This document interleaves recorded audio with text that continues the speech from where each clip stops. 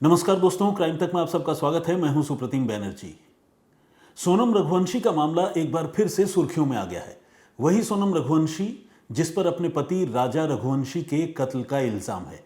असल में पहले लोअर कोर्ट ने और फिर हाई कोर्ट ने सोनम रघुवंशी को जमानत दी है और इस जमानत के खिलाफ मेघालय सरकार, मेघालय पुलिस सुप्रीम कोर्ट पहुंची है, जिस पर आज 14 जुलाई को सुनवाई होनी थी। लेकिन सुप्रीम कोर्ट ने अब अगली सुनवाई की तारीख 21 जुलाई तय कर दी है।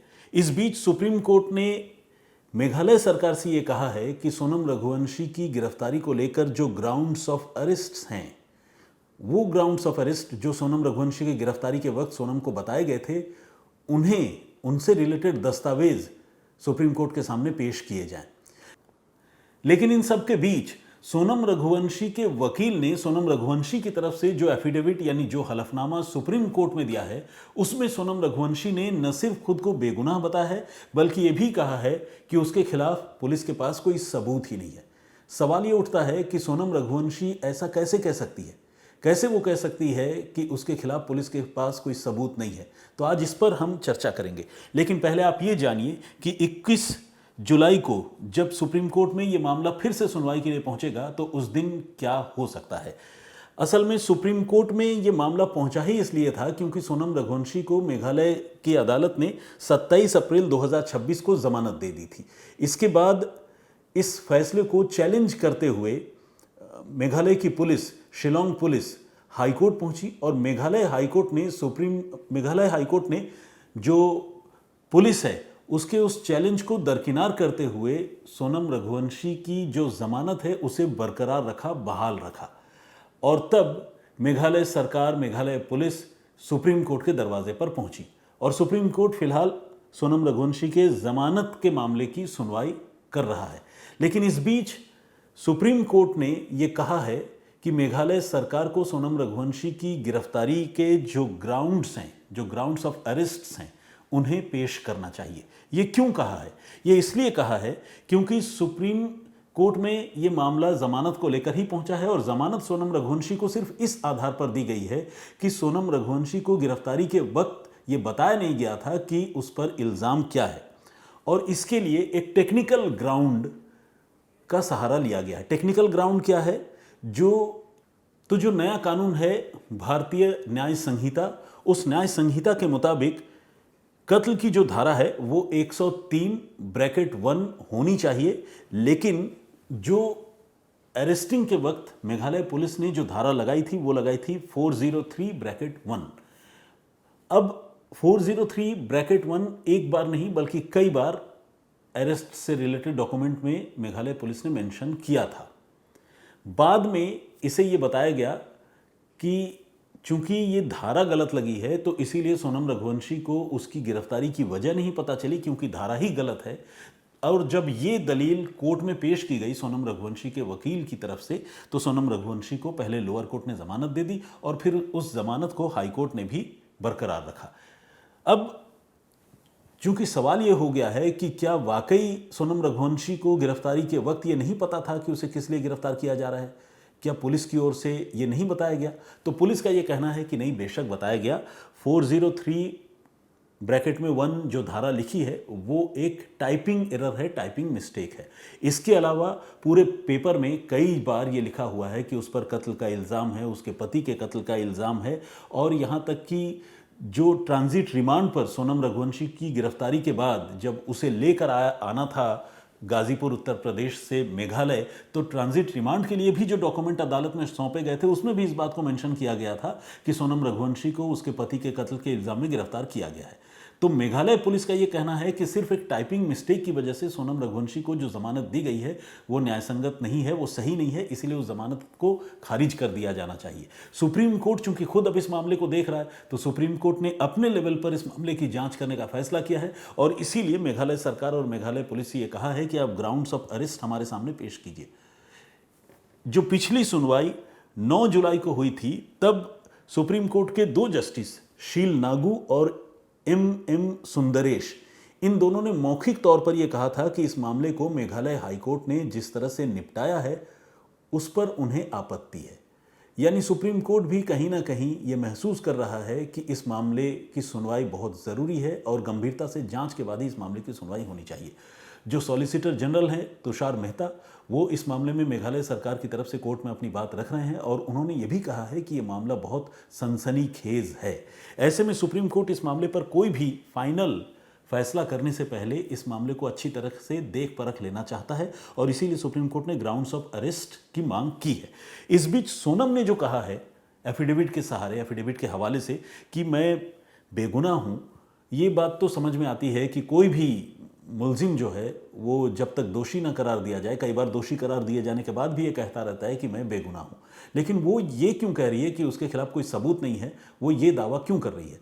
क्योंकि उसने ये कहा है कि सिर्फ परिस्थिति जन्य साक्ष्यों के आधार पर किसी को दोषी नहीं ठहराया जा सकता। उसने अपने हलफनामे में इस बात का जिक्र किया है। कहने का मतलब ये कि सोनम ये दावा कर रही है कि उसके खिलाफ पुलिस के पास जो भी सबूत हैं, वो सबूत जो है वो परिस्थिति जन्य सबूत है, परिस्थिति जन्य साक्ष्य है।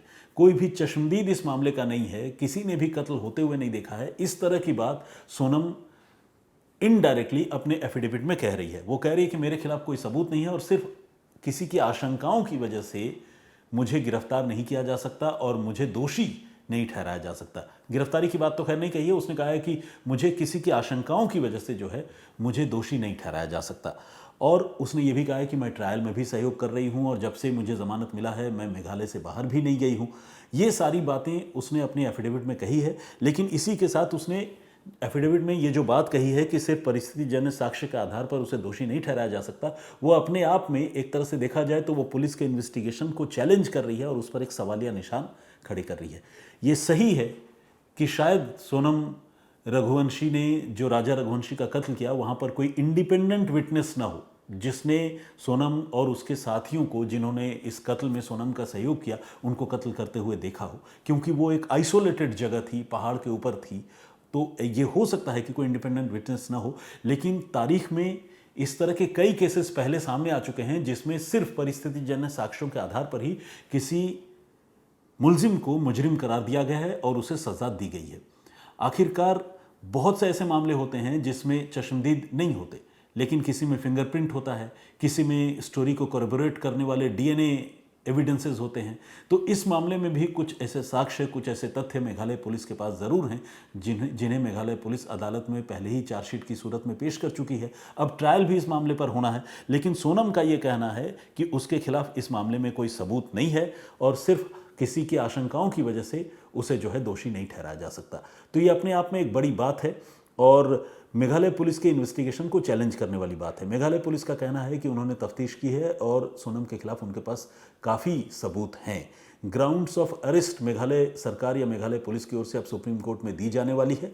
जब ग्राउंड्स ऑफ अरेस्ट का अध्ययन सुप्रीम कोर्ट अच्छी तरह से कर लेगा, उसके बाद अगली सुनवाई जो है वो 21 जुलाई को इस मामले की होगी। और जिस तरह से सुप्रीम कोर्ट ने ये कहा है कि हाई कोर्ट ने इस मामले को जिस तरह से निपटाया है उस पर उन्हें आपत्ति है, उसे देखते हुए इस बात की उम्मीद लगती है कि शायद सोनम रघुवंशी की जमानत जो है वो सुप्रीम कोर्ट आने वाले दिनों में खारिज कर देगा, ऐसा अनुमान लगाया जा सकता है। लेकिन करना क्या है ये तो जाहिर सी बात है, अदालत को ही तय करना है और अदालत ही उस मामले को वे करेगी, नाप तोल करके इस पर फैसला करेगी। तो जस्ट ये था लेटेस्ट अपडेट इस मामले पर। इस पर आपका पॉइंट ऑफ व्यू क्या है, आप क्या सोचते हैं? सोनम रघुवंशी ने एफिडेविट के सहारे पुलिस के इन्वेस्टिगेशन को जिस तरह से चैलेंज किया है उस पर आपका नज़रिया क्या है? प्लीज़ हमें कमेंट करके ज़रूर बताइएगा। जो प्रीवियस स्टोरी है जो मैंने आप लोगों को सुनाई थी, उस स्टोरी पर बहुत सारे लोगों ने कमेंट किया है। प्रीवियस स्टोरी बेसिकली वही थी जो आगरा कैंट रेलवे स्टेशन पर वहाँ के जो डिप्टी स्टेशन सुपरिंटेंडेंट है उन्हें बहुत बुरी तरह से आरपीएफ के कुछ जवानों ने मारा पीटा था और उसके वीडियोस वायरल हुए थे। जो लेटेस्ट अपडेट के साथ मैंने आप लोगों को वो खबर बताई थी उस पर बहुत सारे लोगों ने कमेंट किया है और कुछ लोगों के नाम और कमेंट जो है मैं फ़िलहाल आप लोगों के सामने पढ़ने जा रहा हूँ और कुछ सवाल अगर होंगे तो उसका जवाब भी देने की कोशिश करूँगा। जया सिंह का कमेंट है, उन्होंने ये कहा है कि जो भी हो ये पुलिस वालों को उम्र कैद मिलनी चाहिए और उन्हें नौकरी से निकाल देना चाहिए क्योंकि इनका व्यवहार जिस तरह से है वो ठीक नहीं है। और उन्होंने ये कहा है कि रेल पैसेंजर जो है वो कैसे सेफ फील करेंगे अगर आरपीएफ जो है इस तरह की हरकत करेगी। उन्होंने आरपीएफ के जवानों की जो हरकत है उसकी तुलना आतंकियों से भी कर दी है और इसके अलावा ब्रिजेंद्र सिंह जी ने कहा है कि सिर्फ आरपीएफ के लोगों को सस्पेंड करने से काम नहीं चलेगा, बल्कि उन्हें 20-20 साल की सज़ा होनी चाहिए थी।